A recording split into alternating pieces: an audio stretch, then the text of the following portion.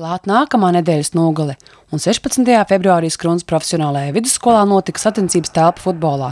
Šis sporta veids ziemas mēnešos ir iecienīts, jo kā gan savādāk futbolists sagaidīt nākamo vasaras sezonu. Sacensībās piedalījās 5 komandas – no Nīkrātes, Raņķiem, Priekulas un 2 no Skrundas. Katra komanda ar katru izspēlē vienu spēles apli, un tad tika noskaidrot spēcīgākās komandas. Par skrundanieku aktivitātēm futbolā esam pieraduši. Bija iespēja redzēt arī jaunās futbola formas, bet liels prieks bija redzēt tieši Raņķu un Nīkrātes futbola komandas. Rotbāžnieki gan šoreiz nepiedalījās, laikam gaidīs vasaru, un tad jau nu gan pārējiem būs ko redzēt.